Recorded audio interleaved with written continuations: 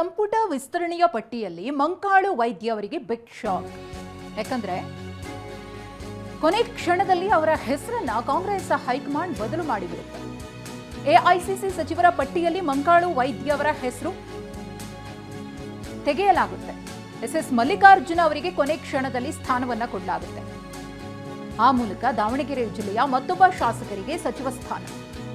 ದಾವಣಗೆರೆ ಉತ್ತರ ಕ್ಷೇತ್ರದ ಶಾಸಕರಾಗಿರುವಂತಹ ಎಸ್ಎಸ್ ಮಲ್ಲಿಕಾರ್ಜುನ್ ಅವರು ಸಿದ್ದರಾಮಯ್ಯನವರ ಸಂಪುಟದಲ್ಲೂ ಕೂಡ ಸಚಿವರಾಗಿದ್ದರು. ಎಸ್ಎಸ್ ಮಲ್ಲಿಕಾರ್ಜುನ್ ಅವರು ಮಂಕಾಳು ವೈದ್ಯ ಅವರಿಗೆ ಸಚಿವ ಸ್ಥಾನ ಸಿಗ್ತಾ ಇದೆ ಅಂತ ಹೇಳಿ ಎಐಸಿಸಿ ಪ್ರಕಟ ಮಾಡಿದಂತಹ ಪಟ್ಟಿಯಲ್ಲಿ ಗೊತ್ತಾಗ್ತಾ ಇದ್ದ ಹಾಗೆ ಅವರ ಬೆಂಬಲಿಗರು ಅಭಿಮಾನಿಗಳ ಸಂತಸ ಮುಗಿಲು ಮುಟ್ಟಿತ್ತು.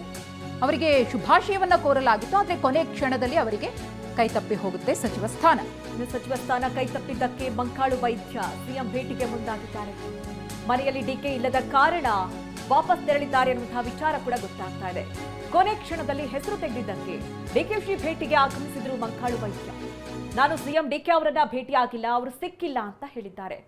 ನೋಡಿ, ಇದು ಭಾರಿ ನಿರಾಸೆ ಅವರಿಗೆ. ಯಾಕೆಂದ್ರೆ ಎಐಸಿಸಿ ಪ್ರಕಟ ಮಾಡಿದಂತಹ ಪಟ್ಟಿಯಲ್ಲಿ ಅವರ ಹೆಸರಿತ್ತು. ಅವರ ಅಭಿಮಾನಿಗಳು ಖುಷಿಗೊಂಡಿದ್ರು, ಸಂಭ್ರಮಿಸ್ತಾ ಇದ್ರು. ಆದ್ರೆ ಇದ್ದಕ್ಕಿದ್ದಂತೆ ಅವರ ಹೆಸರನ್ನ ಕೈಬಿಟ್ಟು ಎಸ್ಎಸ್ ಮಲ್ಲಿಕಾರ್ಜುನ್ ಅವರಿಗೆ ಅವಕಾಶವನ್ನ ನೀಡಲಾಗಿದೆ. ಹೀಗಾಗಿ ರೀಸನ್ ಏನು, ಯಾವ ಕಾರಣದಿಂದಾಗಿ ನನ್ನನ್ನ ಕೈ ಬಿಡಲಾಯಿತು, ಅದನ್ನ ಕೇಳೋದಕ್ಕೆ ಅಂತಲೇ ಇವತ್ತು ಸಿಎಂ ಡಿಕೆ ಶಿವಕುಮಾರ್ ಅವರ ಭೇಟಿಗೆ ಮುಂದಾಗಿದ್ರು. ಇನ್ನು ಎಸ್ಎಸ್ ಮಲ್ಲಿಕಾರ್ಜುನ್ ಮತ್ತು ಮಂಕಾಳು ವೈದ್ಯ ಅವರು ಮುಖಾಮುಖಿ ಆಗ್ತಾರೆ.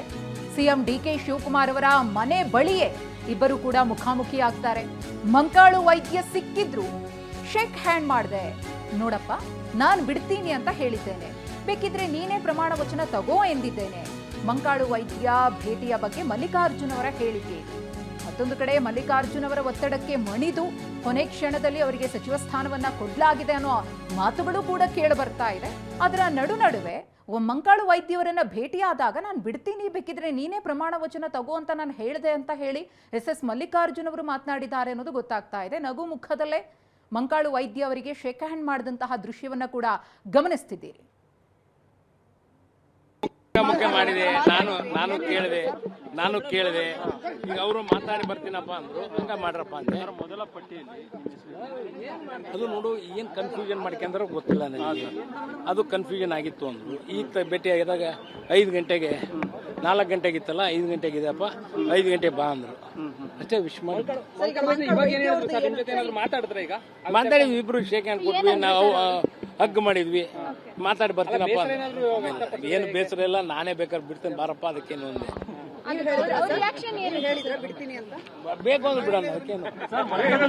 ನಿಮ್ಮನ್ನ ಮೊದಲ ಕಾಲಲ್ಲೇ ಮಾಡಬೇಕಾಗಿತ್ತು, ಯಾಕೆ ಗೊಂದಲ ಆಯ್ತು ಸರ್? ಅದು ಏನು ಗೊತ್ತಿಲ್ಲಪ್ಪ, ನೀವು ಆಮೇಲೆ ಸಿಎಂ ಕೇಳ್ರಿ. ನೀವೊಂದು ಹೋಗ್ತಿದ್ದೀರಾ ಸರ್ ಲೋಕಭವನಕ್ಕೆ, ತಗೋತೀರಾ ಸರ್ ಮುಖ್ಯಮಂತ್ರಿ?